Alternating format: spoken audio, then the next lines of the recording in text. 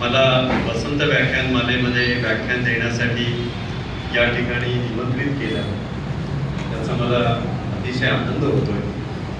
आणि त्यासाठी मी मंडळाचे कार्याध्यक्ष प्रसाद चापेकर यांचा अत्यंत आभारी आहे. मंडळाचे अध्यक्ष बबी कोल्हटकर या ठिकाणी आता नाही आहे. माझा परिचय करून देणारे श्री अरुण राजपूस आणि मंडळाचे सर्व पदाधिकारी. या ठिकाणी मी दुसऱ्यांदा येतोय आणि मला आज प्रकर्षाने आठवण जी येते ही वीद चापेकर यांची. त्यांनी अतिशय आत्मीयतेने काही वर्षांपूर्वी मला वसंत व्याख्यानमालेमध्ये साताऱ्यात बोलवलं होतं आणि माझं कौतुकही त्यांनी केलं होतं. ते मला अजूनही लक्षात आहे. श्रोत्यांमध्ये अनेक ज्येष्ठ मला दिसत आहेत.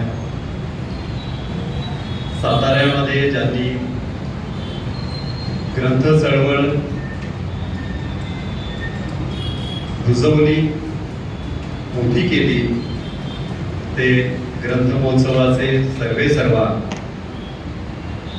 त्याचबरोबर महाराष्ट्र साहित्य परिषदेचे कार्यवाह श्रीजी चिटणीस या ठिकाणी आहेत. विख्यात लेखक आणि आमच्या माझ्यासाठी म्हणजे सह्याद्री या मासिकासाठी नेहमी लिहिणारे डॉक्टर राजेंद्र माने, ज्येष्ठ पत्रकार मुकुंद फडके या ठिकाणी दिसतात. आणि व्यासपीठावर त्या सर्वांचेच परिचित असलेले प्रसिद्ध लेखक आणि सिनेसंगीताचे जाणकार पद्माकर पाठकजी आहेत. आणि आपणही मोठ्या संख्येने या ठिकाणी आला, त्याचा मला विशेष आनंद होतो. आजचा विषय जो आहे तो हिंदी चित्रपट संगीताचा सुवर्णयुग असा विषय मला दिलेला. उद्या या ठिकाणी एक संगीतमय कार्यक्रम होणार आहे आणि त्याच्या आधी हा एक संगीताचा विषयावर चर्चा. पण ज्या काळाबद्दल आपण चर्चा करणार तो अलीकडचा आहे बराचसा. उद्याचा जो कार्यक्रम आहे तो त्याला आपण म्हणून नंतरच्या पिढीतले संगीतकार, लोकप्रिय संगीतकार बप्पी लहिरी यांच्या गाण्याचा कार्यक्रम.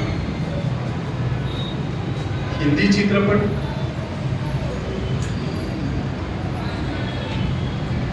चित्रपट संगीताच्या सुवर्णयुगाचा गोडवा किंवा त्या गाण्यातलं माधुर्य याचं वर्णन आपल्याला कसं करता येईल ते एक दोन शब्दांमध्ये जर सांगायचं झालं तर तो गोडवा सातारी कधी पेढ्यासारखा आहे. मधाची अखंड धार असावी तसं त्या युगामधली गाणी असल्याचं आज आपल्याला इतक्या वर्षानंतर लक्षात येईल. आता मधाची अखंड धार ही उपमा विख्यात साहित्यिक हरिवंशराय बच्चन यांची आणि त्यांनी ती स्वरसम्राटी लता मंगेशकर यांच्या आवाजाला दिली. पण हिंदी चित्रपट संगीताच्या सुवर्णयुगातली जी काही गाणी आहेत त्या गाण्यांच्या बाबतीत जर म्हणायचं तर मधाची अखंड धार हे म्हणजे त्याला उपमा अतिशय चपकत असेल. खरं तर आपण म्हणतो की त्यांनी युग घडवलं. युग ही संकल्पनाच इतकं विशाल आहे. काळाचा एक मोठा पट या दोन अक्षरामध्ये सामावलेला आहे. आताच जे आपण म्हणतो की आपण कलियुगामध्ये आहोत. 3 युग होऊन गेली. हे कलियुग. आता कलियुगाची 5124 वर्ष फक्त उलटली आहेत आणि ज्यांचा अर्थात विश्वास असेल अशा म्हणजे भारतीय विद्येवर म्हणा किंवा या गोष्टींवर, आणि 4,26,000 वर्ष अजून बाकी आहे. म्हणजे तुम्ही म्हणाल पुढच्या पिढ्यांना अजून काय ऐकायचं बाकी आहे. कर्णकर्कश जो जी स्थिती झालेली आहे समाजामध्ये आपण पाहतो.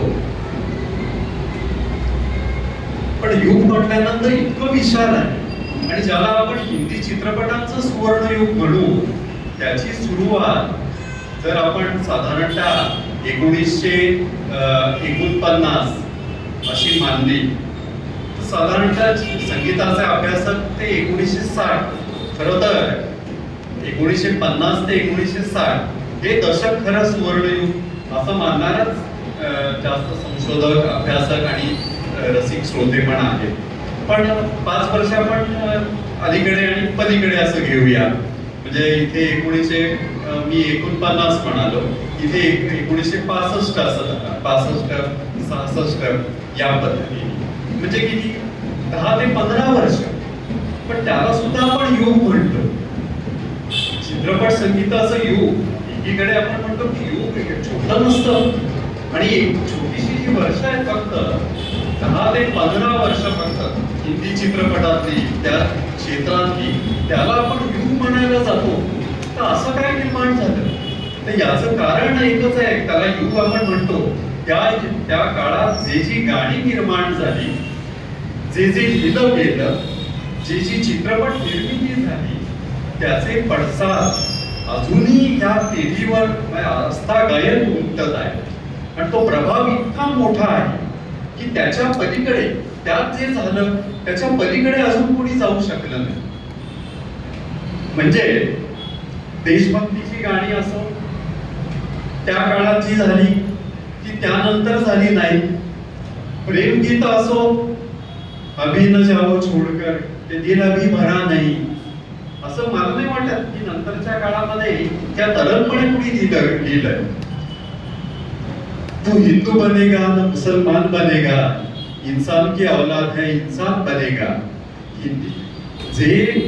ज्या क्षेत्राला प्रतिष्ठा नव्हती त्या क्षेत्रामध्ये एक साहिर लिहून गेला तत्वज्ञानात्मक. या पद्धतीची उंची कुठल्या कवीनी नंतर गाठली हे आपल्याला खरं तर शोधावंच लागेल.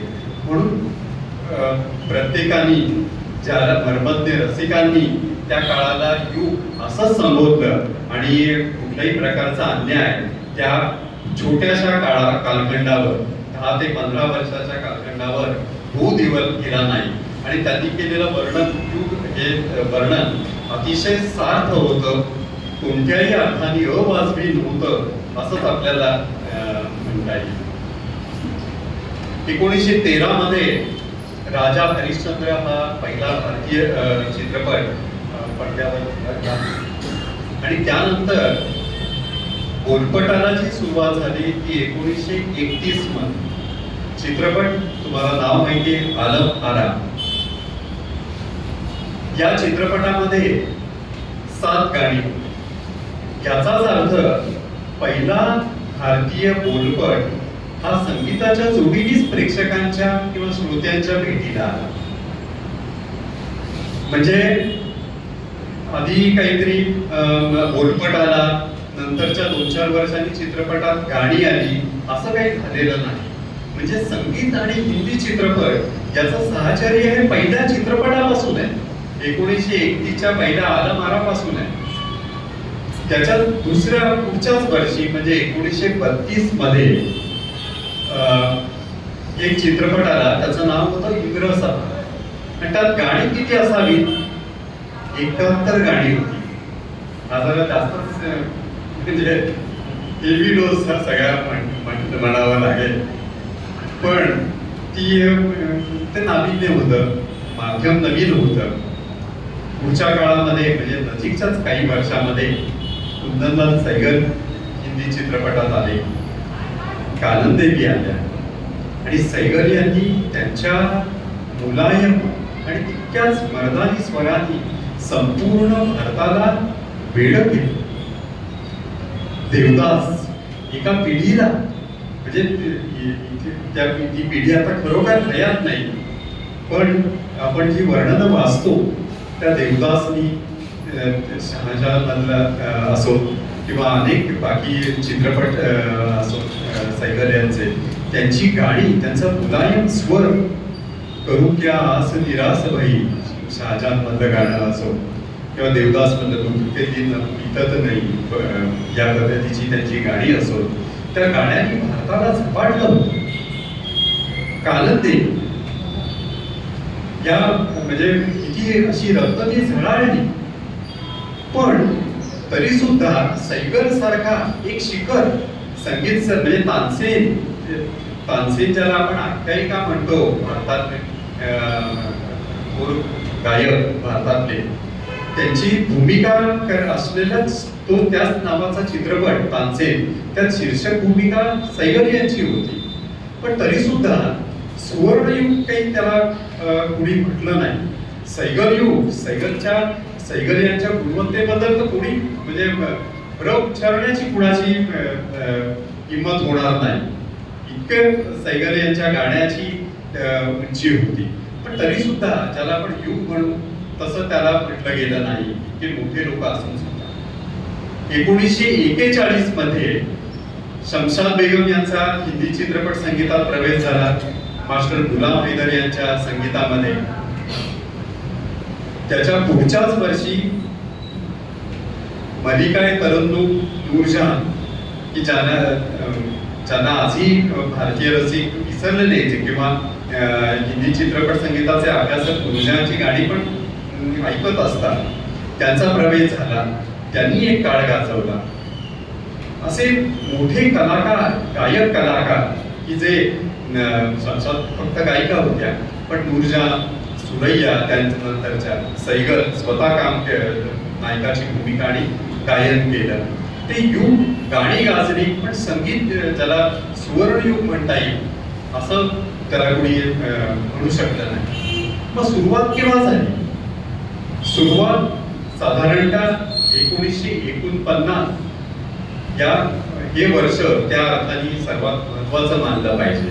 त्या वर्षी लता मंगेशकर यांचं नाव संपूर्ण भारतामध्ये दुमदुमायला लागलं. महल नावाचा चित्रपट होता, कमाल अमरोई त्याचे दिग्दर्शक होते, आणि आएगा आने वाला हे मंतरलेलं गाणं त्या चित्रपटामध्ये होतं. त्याच वर्षी एक ही लडकी म्हणजे संगीतकार विनोद नावाचे एक संगीतकार होते, फार त्यांनी चित्रपट केले नाही, पण लारा लप्पा ते जे गाणं आहे ते सगळ्या तरुणाईनी तेव्हा डोक्यावर घेतलं आणि नंतरच्या काही पिढ्यांमध्ये ते गाणं चालत राहिलं. त्यात लता मंगेशकरांचा स्वर होता. त्याच वर्षी मी म्हटलं लाहोर हा चित्रपट आला, नुकतीच फाळणी झाली होती.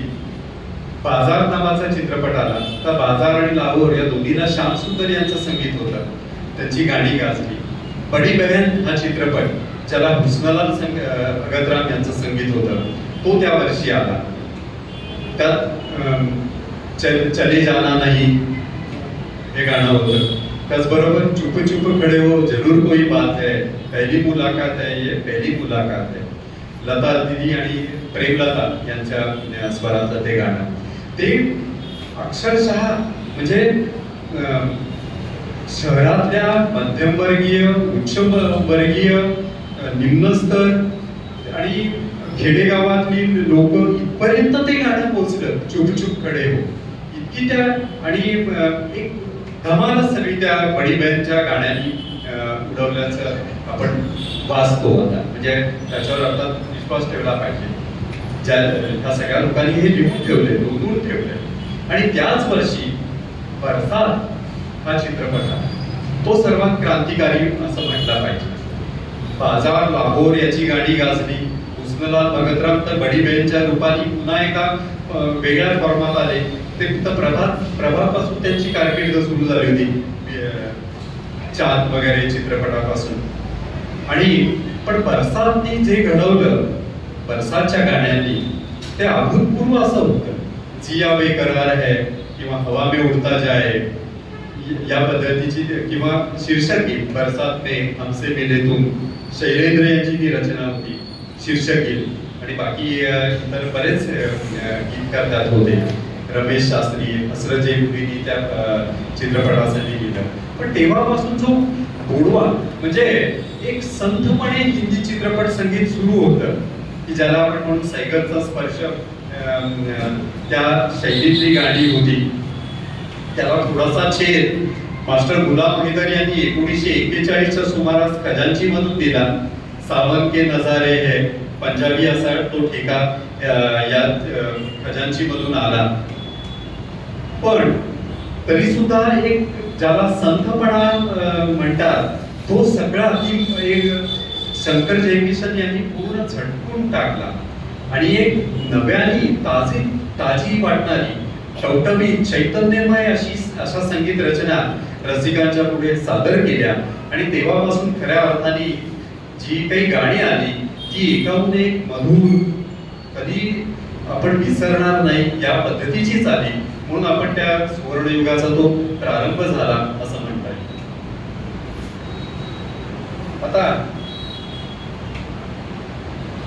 आताच मी एका कार्यक्रमात थोडा वेळ डुकून आलो. दीपलक्ष्मी पतसंस्थेचा एक कार्यक्रम होता संगीतमय असा ऑर्केस्ट्राचा. तर ती गाणी मी पाहिली सगळे. म्हणजे त्यांनी जी निवडली गाणी ती जुनी गाणी. तेरा मेरा प्यार अमर फिर क्यों मुझको लगता है डर, असली नकली मधलं गाणं साधनांवर साधना अभिनेत्रीवर चित्रित झालेलं या पद्धतीची गाणी.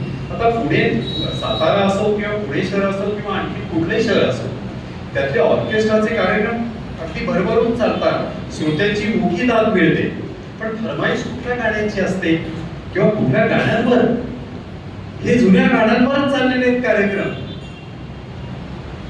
लता मंगेशकर किंवा बाकी लोकांनी म्हटलं किंवा आम्ही जे गायलं त्याच्यावरच हे सगळं चाललेलं आहे. हे सुवर्णयुगाचं बलस्थान आहे. सुवर्णयुग आजही का म्हणजे कुठल्या अर्थाने कायम आहे. तर आज आपले फरमाईश, आपली आवड हे सगळं त्याच्याशीच निगडीत संपूर्णपणे हा सगळा भाग आहे. सर्वोत्कृष्टतेचा ध्यास, नवनिर्मितीची आस, प्रयोगशीलता, परिश्रमाची तयारी आणि कलेप्रती समर्पण, संगीताच्या प्रती निष्ठा याच्यातून हिंदी चित्रपट संगीताचं सुवर्णयुग निर्माण झालं. एकही त्यावेळेचा संगीतकार असा नव्हता छोटा किंवा मोठा की त्यांनी गायकांकडनं कसून तालमी करून घेतल्या. ज्या वेळेला त्यांचं समाधान होईल त्याच वेळेला त्या लोकांना माईकच्या समोर त्यांनी उभं केलं. नौशाद हे तर ठळक उदाहरण. 10 वेळा 12 वेळा कोणी असो. शमशाद बेगम तर त्या ज्या वेळेला नौशाद यांच्या संगीताच्या आधी त्यांना नाव मिळालेलं होतं. जी.एम. दुराणी असो. पण एकाही गायकाला त्यांनी अशी सवलत दिली नाही की तू थेट ध्वनिमुद्रणाला आलं तरी चालेल. नाही, आमच्या घरी या किंवा रेकॉर्डिंग स्टुडिओत या, माझं समाधान होईल त्याच वेळेला तुम्ही टेकला उभं राहायचं. आणि टेक पण किती 8-10 संगीतकाराचं समाधान होईपर्यंत. आणि गायकांनी पण त्याच्यात अपमान नाही मानला. संगीतकार ज्या पद्धतीने सांगत गेले त्या पद्धतीने ही लोक पुढे जात राहील. का परिपूर्णता येणार नाही? आएगा आने वालाचं ज्या वेळेला ध्वनिमुद्रण सुरू होतं त्यावेळेला ते आपल्याला कल्पना आहे की गुणरम्य गाण्यांची जी काही मालिका नंतर आपल्याला दिसली, मधुमती असेल की आजारे मैं तो कब से खड़ी हूँ इस बार, ये अखियां थक गई पथ निहार, किंवा 20 साल बाद मधला एक तो गुणरम्यता असेल. त्याची सुरुवात मेहरनी केली. एक तो ती गुणता यावी, एक प्रतिध्वनी त्या पद्धतीने वाटावे याच्यासाठी लता मंगेशकरांनी तर आधीची जी ओळी आहे त्याला ज्याला आपण आता गद्य ओळी म्हणतो पण तो त्या ओळींचा अपमान आहे का त्या लता मंगेशकरांनी गायला. खामोश है जमाना, चुपचाप है सितारे, या माईक पासून अनेक फूट लांब त्यांनी सुरू केलं. त्या तिथे माईक पाशी आणि माईक पाशी आलं आएगा आने वाला. ही कमाल. आणि कितीतरी वेळा त्यांना टेक घ्यायला लागले त्याचे. का ते गाणं अजरामर होणार नाही? रेडिओवर श्रोत्यांनी पत्रांचा पूर पाडला, पाऊस पाडला की ह्या गायिकेचं नाव काय. कारण नाव सांगितलं गेलं कामिनी. कामिनी हे त्या चित्रपटातल्या नायिकेचं नाव. की जी मधुबालांनी साकारली होती. पण रेडिओनी जाहीर केलं की लता मंगेशकर हे बलवंतर होतं एक वेगळ्या प्रकारचं, की श्रोत्यांच्या मनात त्याला विचारावं असं वाटणं, प्रतिसाद द्यावा असा वाटणं. आणि म्हणून हे